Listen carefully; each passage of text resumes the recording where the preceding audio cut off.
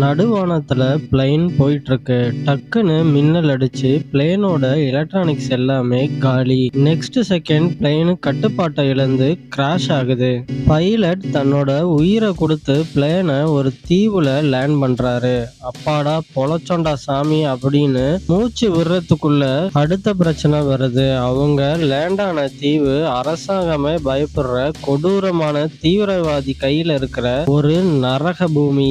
Passenger எல்லாத்தையும் அந்த தீவிரவாதிங்க கடத்தும் போது அவங்கள காப்பாத்த அந்த பைலட் கூட சேர்ந்து களத்துல இறங்குனது யாரு தெரியுமா? கைவிலங்கோட வந்த ஒரு கைதி. ஹீரோ ஜெரால்டு பட்லர் ஒரு எக்ஸ் மிலிட்டரி மேன். இப்போ கமர்ஷியல் பிளைன் பைலட்டா இருக்காரு. நியூ இயர் அன்னைக்கு சிங்கப்பூர்ல இருந்து ஹோனோலுக்கு போற ட்ரைல் பிளேசர் பிளைட் 119 பிளைனை ஓட்டுற பொறுப்பு இவருக்கு வருது. அந்த பிளைன்ல கடைசியா ஒரு ஸ்பெஷல் பேசஞ்சர் ஏறான். அவன் தான் லூயிஸ் கேஸ்பரே. 15 வருஷத்துக்கு முன்னாடி ஒரு கொலை கேஸ்ல தேடப்பட்டு இப்ப கைது செய்யப்பட்டு போலீஸ் பாதுகாப்போட அனுப்பப்படுற ஒரு பயங்கரமான கைதி. பிளேன் டேக் ஆஃப் ஆகி கொஞ்ச நேரத்துல பயங்கரமான புயல் காத்து அடிக்குது. பிளேன் மேல ஒரு மின்னல் தாக்கி பிளேனோட ரேடார் கம்யூனிகேஷன் எல்லாமே கட் ஆகுது. பிளேன் வேகமா கீழே விழ ஆரம்பிக்குது. ஆனா நம்ம ஹீரோ ஜெரால்டு பட்லர் தன்னோட மிலிட்டரி எக்ஸ்பீரியன்ஸை வச்சு ரொம்ப திறமையா அந்த பிளேனை பக்கத்துல இருக்கிற ஒரு காட்டு பகுதியில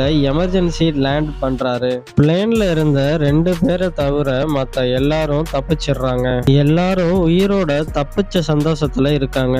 ஆனா அப்பதான் சேட்டிலைட் போன் மூலமா ஒரு உண்மை தெரிய வருது. அவங்க லேண்ட் ஆன இடம் பிலிப்பைன்ஸ்ல இருக்கிற ஜோலோ ஐலாண்ட். அந்த தீவுல அரசாங்கமோ போலீஸோ கிடையாது. டாட்டு ஜூமர் அப்படிங்கிற கொடூரமான தீவிரவாதியோட கட்டுப்பாட்டுல தான் அந்த தீவே இருக்கு. வெளிநாட்டுக்காரங்க யாராவது உள்ள வந்தா அவங்கள கடத்தி கோடி கணக்குல பணம் பறிக்கிறது தான் அவங்களோட வேலையே. பிளேன் சிக்னல் கிடைக்காததுனால பட்லர் உதவி கேட்க காட்டுக்குள்ள போக முடிவெடுக்கிறாரு. ஆனா காட்டுக்குள்ள தனியா போக முடியாதுங்கிறதுனால கைதியான காஸ்பரோட கைவிலங்க கழட்டி விட்டு அவனையும் கூட கூட்டிட்டு போறாரு.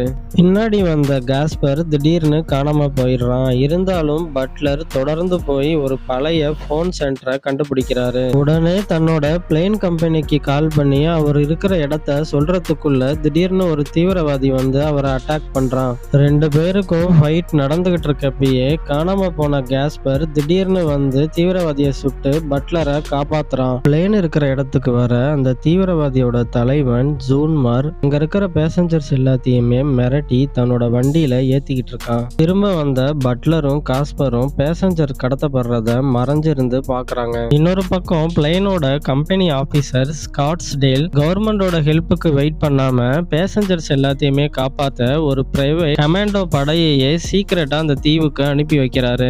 இங்க பட்லரும் காஸ்பரும் தீவிரவாதியோட கேம்பை கண்டுபிடிச்சு தனியா உள்ள பூந்து கமாண்டோ ஸ்டைல்ல எல்லாரையும் போட்டு தள்ளி பேசஞ்சர்ஸை காப்பாத்துறாங்க. கரெக்டான டைம்ல ஹெலிகாப்டர்ல வர கமாண்டோ படையும் இவங்க கூட சேர்ந்து டெரரிஸ்ட அட்டாக் பண்ண ஆரம்பிக்கிறாங்க. இருந்தாலும் டெரரிஸ்டோட எண்ணிக்கை இவங்களை விட அதிகமா இருக்கு. சுத்தி தீவிரவாதிங்க துப்பாக்கியில சுட்டுக்கிட்டே இருக்காங்க. இப்போ அங்கிருந்து தப்பிக்க ஒரே வழியா அந்த உடஞ்ச பிளேனை திரும்பவும் பறக்க வைக்கிறது தான். கமாண்டோ படை எதிரிகளை சுட்டு சமாளிக்க பட்லர் பிளேனை ஸ்டார்ட் பண்ணி ரன்வேல வேகமா ஓட்டுறாரு. பேசஞ்சர்ஸ் எல்லாரும் உள்ள ஏறுறாங்க. ஜூன்மார் ஒரு ஆர்பிஜி ராக்கெட் லான்ச்சரை வச்சு பிளேனை அட்டாக் பண்ண பாக்குறான். அப்போ காஸ்பர் அவனை சுட்டு தள்ளி பிளேனையே காப்பாத்துறான். ஆனா காஸ்பர் பிளேன்ல ஏறல. நான் திரும்ப வந்தா ஜெயில போட்டுருவாங்க, நான் இங்கேயே பாத்துக்கிறேன்னு சொல்லி பணப்பெட்டியோட காட்டுக்குள்ள மறைஞ்சிடறான். இப்போ பிளேனோட இன்ஜின் ஃபயர் ஆன ஸ்டேஜ்லயும் பட்லர் ரொம்ப கஷ்டப்பட்டு பிளேனை டேக் ஆஃப் பண்ணி பக்கத்துல இருக்கிற ஒரு சேஃபான தீவோட ஏர்போர்ட்ல லேண்ட் பண்றாரு. பேசஞ்சர்ஸ் எல்லாமே சேஃபா காப்பாற்றப்படுறாங்க. இந்த படத்துல உங்களுக்கு பிடிச்ச கேரக்டர் எது, காஸ்பரா இல்ல பட்லரா? மறக்காம கமெண்ட்ல சொல்லுங்க. நம்ம இன்னும் ஒரு இன்ட்ரெஸ்டிங்கான வீடியோல சந்திப்போம். அது வரைக்கும் பாய்.